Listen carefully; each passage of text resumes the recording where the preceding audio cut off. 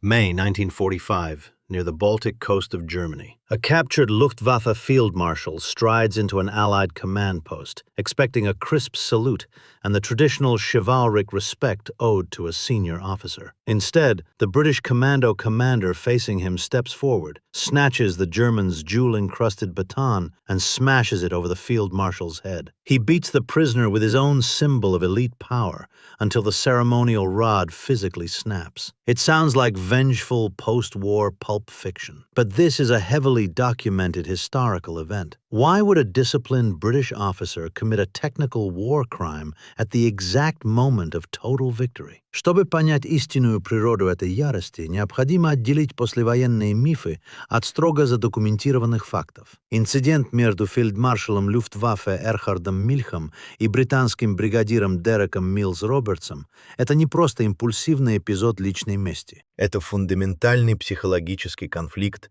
двух несовместимых миров, столкнувшихся весной 1945 года. На протяжении веков европейский высший офицерский корпус жил в стойкой иллюзии, что война — это дуэль джентльменов. Поверженный командующий искренне рассчитывал на почетный плен, сохранение личного оружия, вежливый протокольный допрос и глубокое уважение со стороны победителей. Эрхард Мильх, архитектор германской военной авиации и близкий соратник Германа Геринга, прибыв в британский штаб именно с таким убеждением. Он рассчитывал на традиционный офицерский этикет и не допускал мысли, что его фельдмаршальский статус может быть отвергнут. Однако последние недели войны навсегда уничтожили эти понятия. Наступающие британские подразделения, прошедшие самые тяжелые бои в Западной Европе, столкнулись с неопровержимыми свидетельствами масштаба преступлений нацистского режима. Шокирующие находки на продвигающемся фронте полностью изменили восприятие противника. Традиционные представления о рыцарстве рухнули,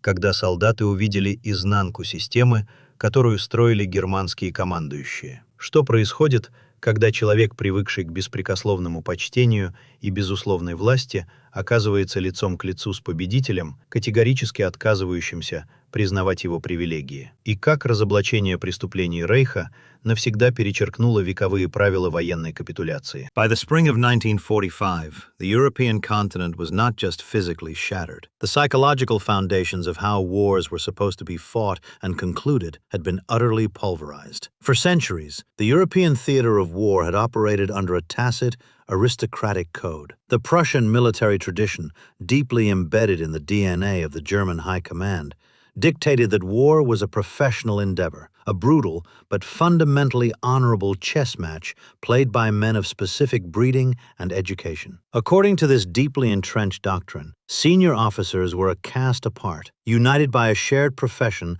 that supposedly transcended national borders and political ideologies. When an army was defeated, its commanders expected to capitulate according to the rigid, polite protocols of the Geneva Convention. Surrender, in their minds, was not a moral disgrace, but a formal administrative procedure marking the end of a campaign. A captured general or field marshal fully anticipated being treated as an honored guest by his captors. They expected crisp salutes from enemy sentries, the right to retain their personal batons and ceremonial daggers, and internment in comfortable country estates where they could discuss battlefield strategy over brandy with their Allied counterparts. They believed their military rank insulated them from the horrific realities and political consequences of the war they had waged. This expectation of privileged captivity was not entirely baseless, as earlier in the conflict, the capture of high-ranking officers had sometimes played out with bizarrely polite formality. But the German military elite of 1945 clung to this illusion of the gentleman's war, while willfully ignoring the industrialized slaughter their war machine had enabled and protected. They retreated into a psychological fortress of professional detachment, insisting they were mere soldiers, carrying out strategic directives, entirely divorced from the fanatical crimes of the state. They expected to step out of the ashes of a destroyed continent, brush the dust from their tailored uniforms, and be greeted with the deference owed to their supreme rank. However, the Allied armies advancing across the Rhine and into the heartland of the Reich in April and May of 1945 were were no longer the same men who had waded ashore at Normandy or fought through the deserts of North Africa. The British and American forces were physically exhausted, having ground their way through months of bitter, attritional combat. They had lost friends in muddy hedgerows, frozen forests, and booby-trapped, ruined cities. They were tired, hardened, and pushed to the absolute limits of human endurance. Yet combat fatigue alone did not break the traditional codes of military conduct. It was what they found behind the collapsing front lines that irrevocably altered the psychology of the Allied fighting man. As British and American mechanized columns punched through the German interior, they began to overrun the sprawling network of the concentration camp system. For the British Second Army pushing toward the Baltic, the defining psychological rupture occurred in mid-April with the liberation of Bergen-Belsen. Nothing in their military training, nothing in the centuries of European martial history had prepared the hardened combat veterans for the reality of the camps. They did not find a defeated enemy military. They found an industrial apparatus designed solely for human annihilation. The combat troops, men who had seen the worst of conventional warfare, were instantly traumatized by the sheer scale of the horror. They encountered tens of thousands of starving, disease-ravaged prisoners left to die in squalor, alongside victims of systemic murder on an incomprehensible scale. The smell of typhus, starvation, and death hung over the landscape, clinging to the uniforms of the liberating soldiers. The men assigned to secure these areas, infantrymen, tank crews, and special commandos, were forced into the roles of unwilling witnesses and impromptu humanitarians, desperately trying to save thousands of people who were already beyond medical help. The psychological whiplash was profound. The Allied troops were staring directly into the abyss of a regime that had abandoned every pretense of human civilization. In the face of this reality, the traditional military worldview collapsed entirely. How could a British frontline officer, his boots literally caked in the contaminated mud of a death camp, possibly look at a high-ranking architect of that regime and see a brother officer? The disconnect between the captured German high command and their Allied captors became a vast, unbridgeable chasm. As the Reich disintegrated, German generals and field marshals began surrendering in droves, often arriving at Allied command posts in immaculate staff cars, accompanied by aides carrying their matching luggage. They stepped out wearing freshly pressed greatcoats, monocles perfectly adjusted, brandishing gold and silver-tipped batons as absolute symbols of their untouchable authority. They demanded to speak only with officers of equal rank and immediately began quoting articles of the Geneva Convention to secure their comfort and status. To the exhausted, traumatized Allied soldiers, this aristocratic entitlement was not just absurd, it was profoundly offensive. The men who had built, commanded, and sustained the war machine that protected the death camps were now demanding the protections of the very civilized rules they had systematically destroyed across Europe. The German commanders' insistence on distinguishing themselves from the crimes of their government felt like a grotesque insult to the millions of victims the Allies had just uncovered. The rage brewing within the Allied ranks was no longer the adrenaline-fueled heat of battle. It was a cold, deep-seated disgust. The aristocratic expectation of a polite officer-to-officer capitulation was on a direct collision course with the raw fury of men who had just witnessed the true, devastating cost of the regime. The fragile framework of traditional military etiquette, the salutes, the respect for rank, the unspoken brotherhood of the professional soldier was a completely unsustainable illusion, waiting for a single spark to burn it to the ground. That framework was destined to be completely shattered the moment these two vastly different mindsets collided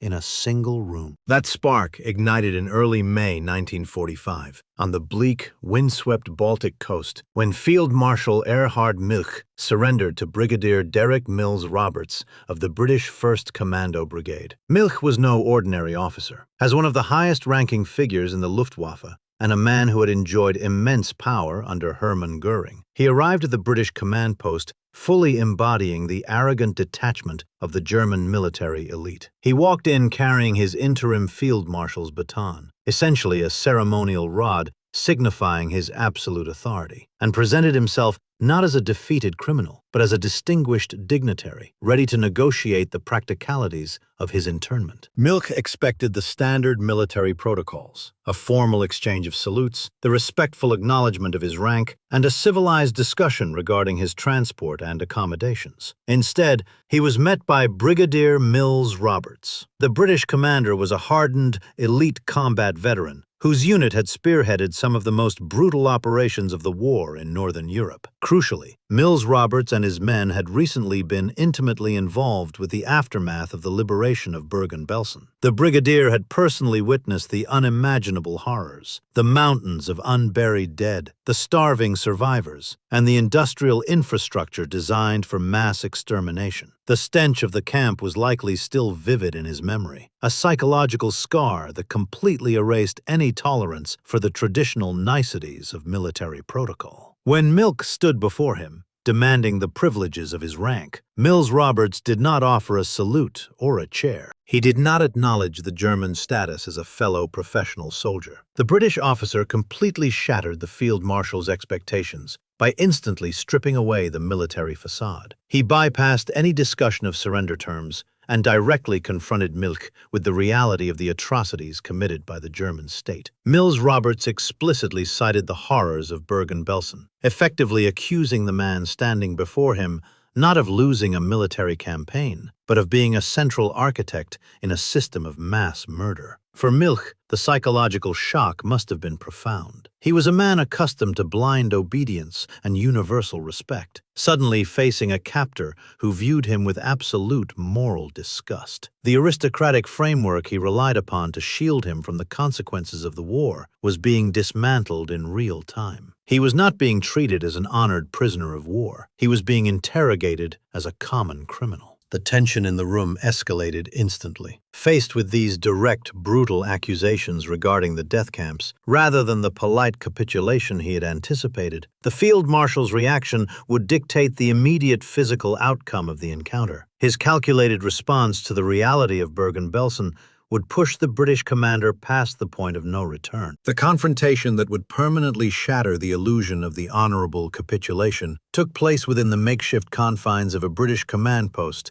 in Neustadt in Holstein. It was the first week of May, 1945. The war in Europe was in its agonizing death throes. The German state had collapsed into chaotic pockets of resistance, and the roads leading to the Baltic coast were choked with fleeing soldiers, desperate refugees, and high-ranking officials of the crumbling Reich attempting to secure favorable terms of surrender. Amidst this apocalyptic landscape of defeat, Field Marshal Erhard Milch, the architect of the Luftwaffe and former deputy to Hermann Göring, delivered himself into British custody. He arrived at the headquarters of the 1st Commando Brigade, expecting to be received with the deference appropriate to his supreme rank. Milch stepped into the interrogation room as a man who fundamentally refused to acknowledge the reality of his situation. He was impeccably dressed, wearing a tailored uniform that stood in stark contrast to the mud and ruin outside. His medals were perfectly aligned. His demeanor was rigidly composed, and tucked under his arm was his interim field marshal's baton, the traditional, highly decorated rod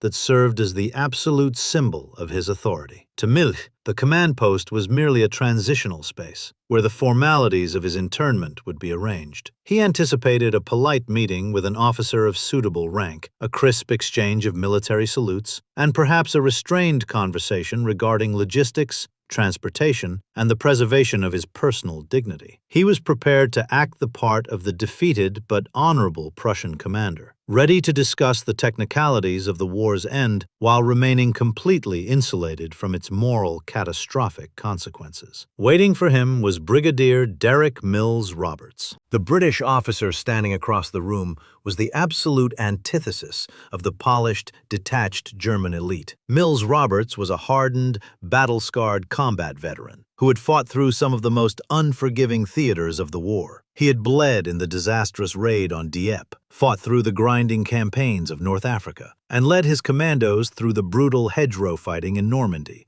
and the crossing of the Rhine. He was physically exhausted, his nerves frayed by years of continuous, high-stakes combat. But it was not the conventional warfare that had pushed Mills-Roberts to the breaking point. It was what his men had discovered in the final weeks of their advance into the German heartland. The Commando Brigade had operated in the vicinity of the Bergen-Belsen concentration camp in the immediate aftermath of its liberation. They had witnessed the absolute nadir of human cruelty. The interrogation began, but it immediately derailed from the script that Erhard Milch had anticipated in his mind. There was no exchange of salutes. There was no polite offer of a chair or a cigarette. Mills-Roberts did not ask the field marshal about the disposition of remaining Luftwaffe squadrons, the locations of secret airfields, or the strategic intentions of the surviving German high command. The military phase of the war was over, and the British brigadier had absolutely no interest in discussing tactical deployments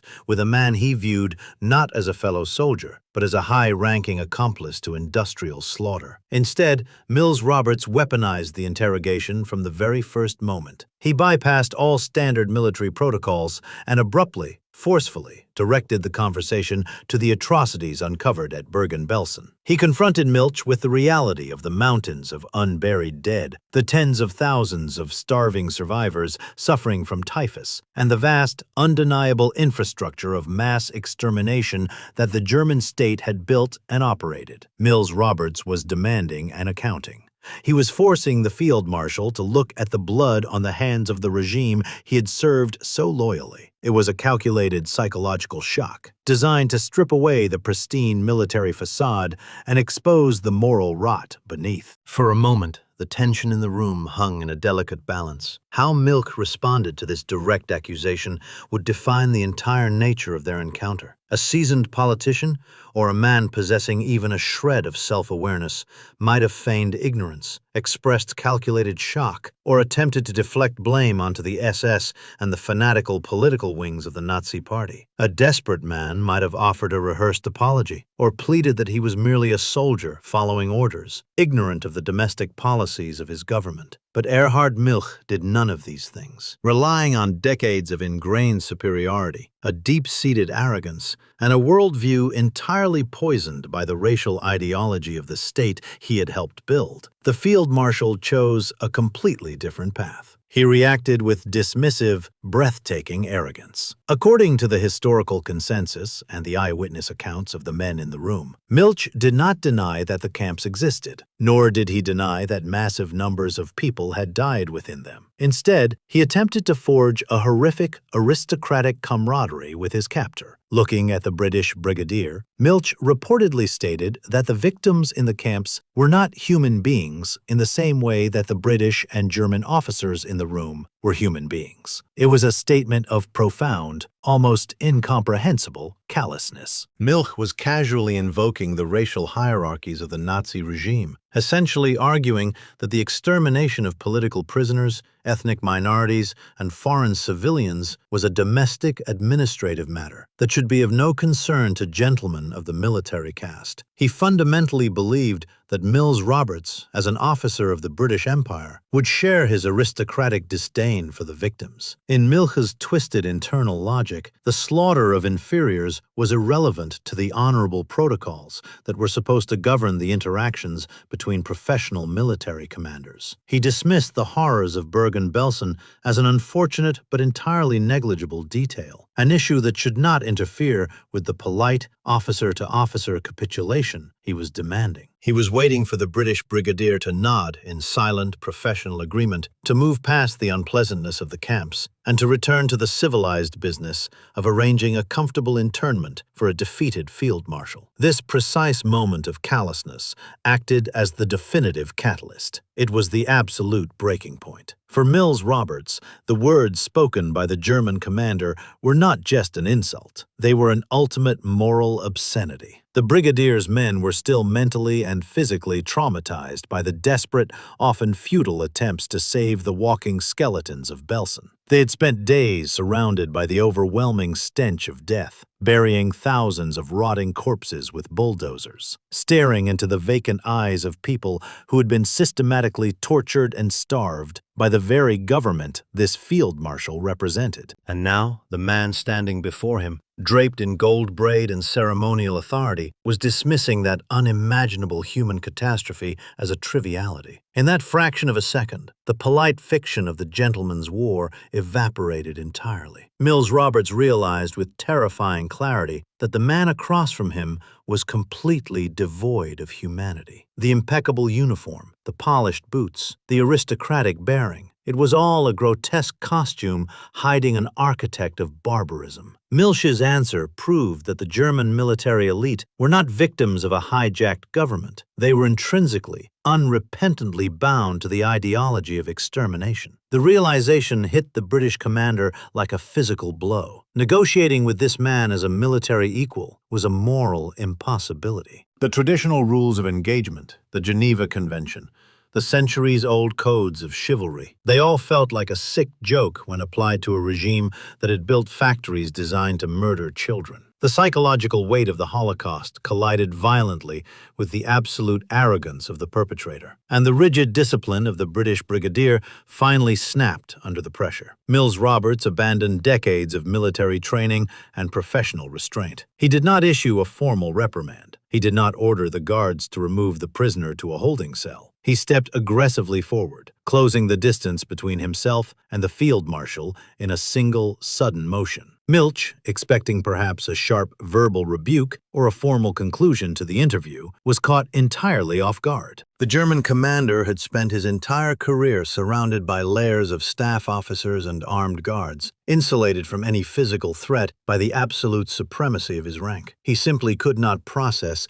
that a physical attack was imminent. Before Milch could react, Mills-Roberts reached out and violently seized the interim field marshal's baton from under the German's arm. The baton was not merely a walking stick. It was a heavy, ornate instrument, a physical manifestation of the German state's power and the supreme symbol of military authority. It was the object that demanded unquestioning obedience, the object that had directed entire fleets of bombers across the continent. In a blinding flash of primal rage, the British Brigadier weaponized that very symbol against its owner. He raised the heavy wooden and metal rod high into the air and brought it crashing down across the field marshal's head. It was not a single, impulsive strike. It was a sustained, overwhelming assault fueled by the accumulated horrors of a continent in ruins. Mills-Roberts beat the German commander repeatedly, the heavy rod striking Milch across the skull and shoulders. The sheer physical force applied by the combat-hardened commando was devastating. Milch, completely stunned and physically outmatched, stumbled backward under the barrage, throwing his hands up in a desperate, futile attempt to protect his face and head from the raining blows. The sound of the heavy baton impacting bone and flesh echoed sharply through the confined space of the command post. The brigadier continued to strike him with unrestrained fury, raining down the physical punishment that the international legal system had not yet had the time to organize. He hit the field marshal again and again, utilizing the ceremonial rod with such extreme, unrelenting violence that the instrument itself finally gave way under the strain. With a sharp, echoing crack, the field marshal's baton physically snapped in two. The supreme symbol of the German military elite had been shattered against the head of one of its highest-ranking commanders. The room instantly descended into a state of paralyzed shock. The immediate physical aftermath of the assault left the command post in total silence, save for the heavy breathing of the brigadier and the groans of the injured prisoner. British guards and staff officers stood frozen in their positions, their eyes wide with disbelief at what they had just witnessed. A serving British brigadier had just brutally, systematically assaulted a surrendered field marshal in direct violation of every military regulation and international treaty governing the treatment of prisoners of war. Erhard Milch was reeling. He was bleeding from lacerations on his head, his face was rapidly bruising, and his meticulously arranged uniform was disheveled and stained. The physical dignity he had relied upon to shield himself from the reality of defeat had been entirely obliterated in a matter of seconds. He had walked into the room expecting a salute, and he was now standing amidst the shattered pieces of his own authority, bleeding onto the floor of a makeshift headquarters. Yet it was Milch's immediate reaction to the beating that truly cemented the surreal, fundamentally broken nature of the encounter. Rather than recognizing the moral retribution of the moment, rather than understanding that his own callous dismissal of mass murder had provoked the attack, the bleeding field marshal retreated instantly into the very legalism his regime had sought to destroy. Holding a hand to his injured head, looking at the broken halves of his baton scattered on the floor, Milch drew himself up in a state of absolute, indignant outrage. He did not apologize. He did not show fear. He demanded justice. The field marshal began to shout to the British officers in the room, his voice trembling with a mixture of pain and profound offense. He aggressively demanded to see Field Marshal Bernard Montgomery immediately. He wanted to report this unprecedented outrage to a commander of equal rank. More staggeringly, Milch loudly and repeatedly demanded a formal court-martial for Brigadier Mills-Roberts. He began quoting military protocol and desperately invoking the protections of the Geneva Convention, insisting that his rights as a captured senior officer had been flagrantly violated. The hypocrisy of the moment was staggering, almost too vast to comprehend. Here was a key architect of the Third Reich, a central pillar of a regime that had systematically obliterated the rule of law across the European continent, a man who had authorized the bombing of civilian populations and had just minutes prior dismissed the industrialized slaughter of thousands of human beings as an irrelevant administrative detail. And now, this very same man, bleeding and humiliated, was screaming for the protection of international law. He was desperately trying to summon the ghost of the gentleman's code that he and his government had spent the last 12 years ruthlessly murdering. He wanted the civilized world to step in and protect him from the raw, unfiltered fury of the men who had been forced to clean up the unimaginable horrors his state had left behind. The tension in the command post was suffocating. Mills-Roberts stood his ground, his chest heaving, the adrenaline of the violent outburst slowly fading into a cold, hard reality. The fragments of the snapped baton lay on the floor between them, a physical testament to the complete collapse of the old military order. The British guards in the room made no move to assist the bleeding field marshal. They understood their commander's actions completely. They shared the same visceral disgust, the same profound hatred for the men who had orchestrated the nightmare they had witnessed at Belsen. Morally and emotionally, the brutal beating in that room felt like a deeply necessary, almost primal act of justice in a world that had gone completely mad. It was the physical manifestation of the moral outrage felt by the entire Allied army. But militarily and legally, an undeniably dangerous line had been crossed. The British Army was a massive institution, built entirely on discipline, strict regulations, and adherence to international law. A high-ranking field officer had lost his temper and committed a clear,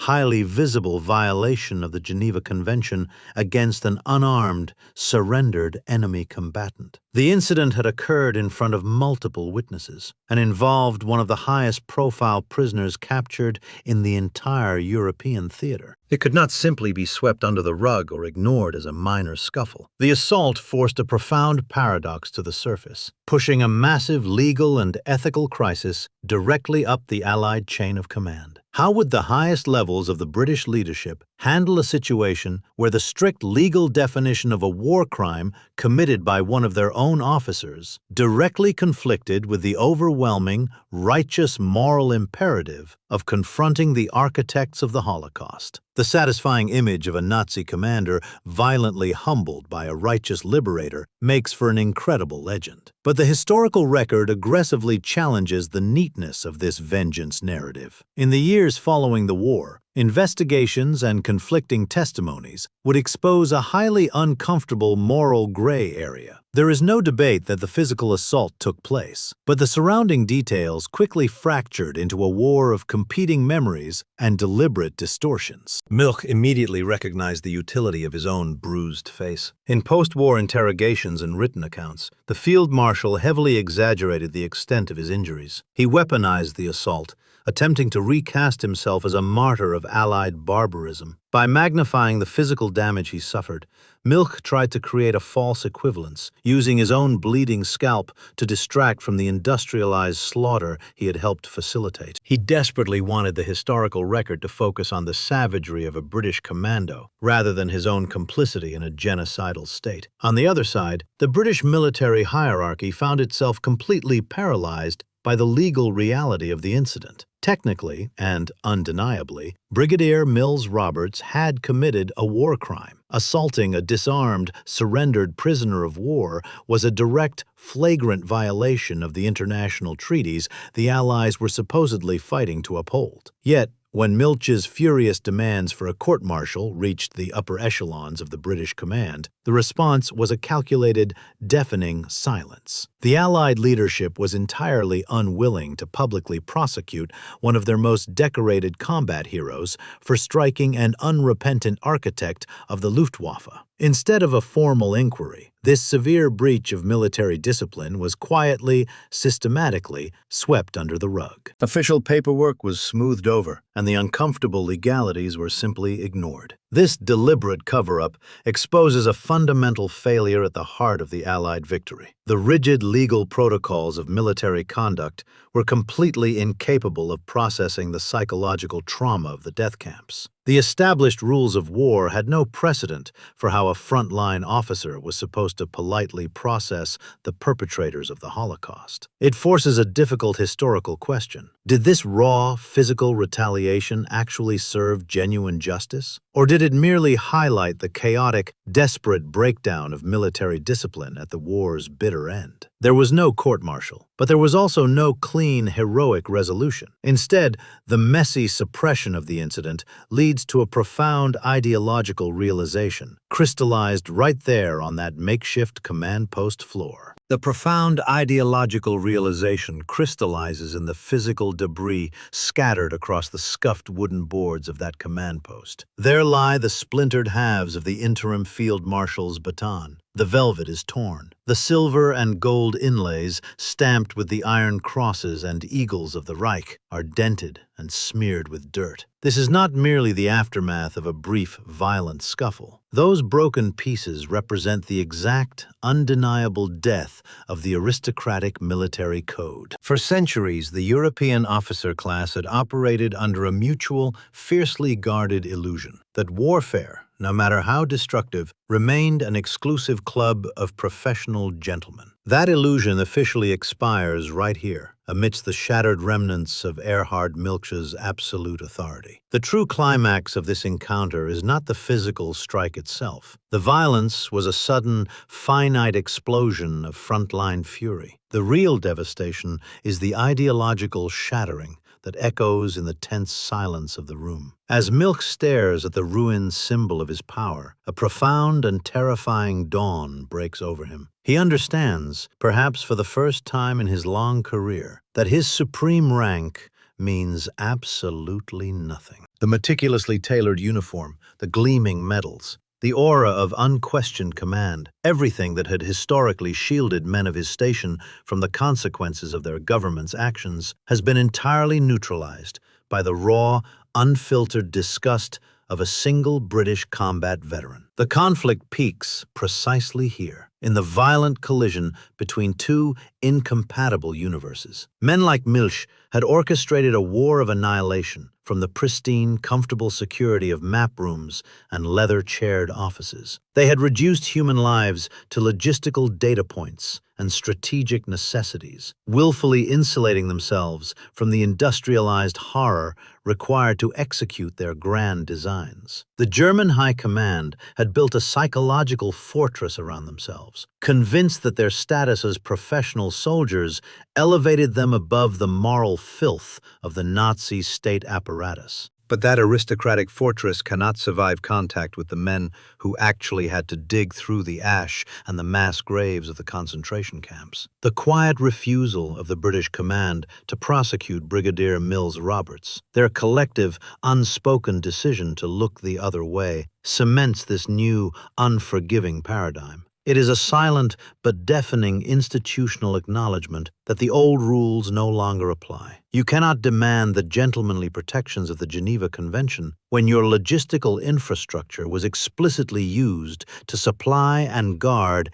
extermination centers. The chivalric traditions of surrender, the polite exchange of personal weapons, the respectful internment of senior commanders, all of it is rendered fundamentally grotesque by the sheer, undeniable scale of the atrocities. The polite fiction of the honorable adversary is buried in the same contaminated mud that stained the boots of the liberating Allied armies. For the German military elite, the trauma of this isolated incident extends far beyond a bruised ego or a bleeding scalp. The confrontation in that makeshift headquarters forcefully evicts them from the untouchable caste they had inhabited for generations. It strips away the aristocratic entitlement that had always been their ultimate, guaranteed defense mechanism. When that jewel-encrusted baton snapped in half, it did more than break a ceremonial rod. It violently tore away the protective insulation of an entire military culture. It exposed the architects of the war machine to the merciless judgment of the very world they had sought to destroy, leaving a psychological wound far deeper and far more permanent than any physical blow. Brigadier Derek Mills-Roberts walked away from that makeshift headquarters and faced absolutely no formal consequences for his violent outburst. The British military hierarchy maintained its deliberate institutional silence. The commando commander was never court-martialed, never disciplined, and never publicly reprimanded for striking an unarmed prisoner of war. His military career simply continued without interruption. For Erhard Milch, however, the brutal encounter was merely a prelude to a much larger, systemic dismantling of his status. He never secured the dignified, comfortable internment he had so arrogantly demanded upon his surrender. When the field marshal finally faced his captors in an official setting, it was not across a polished mahogany table to discuss honorable terms of capitulation. It was under the harsh lights of Nuremberg. He was stripped of his tailored uniform,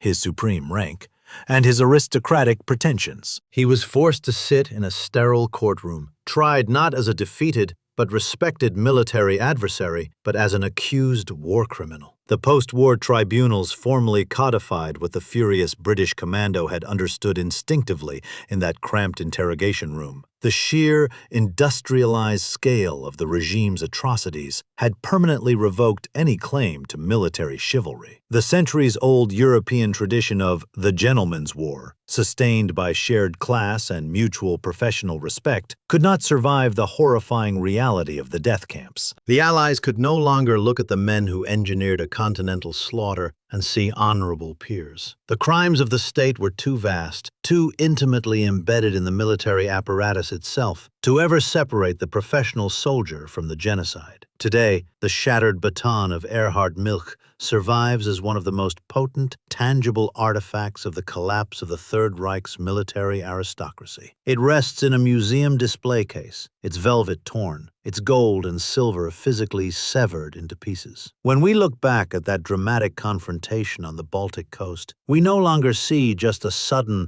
violent breach of international protocol. We see the exact moment a deeply entrenched illusion finally broke. We see a captured field marshal striding into a room, fully expecting a crisp salute and traditional reverence, only to be struck down by the unforgiving reality of what his regime had created. And we see a broken piece of decorated metal that no longer represents supreme authority, but the irreversible death of the honorable adversary. In the end, that broken baton proved a terrifying reality to the architects of the war. No amount of gold, supreme rank, or centuries of military tradition could shield them from the horrific world they had built. When the elite illusion of the gentleman's war was finally shattered, all that remained was the raw, unforgiving judgment of the survivors.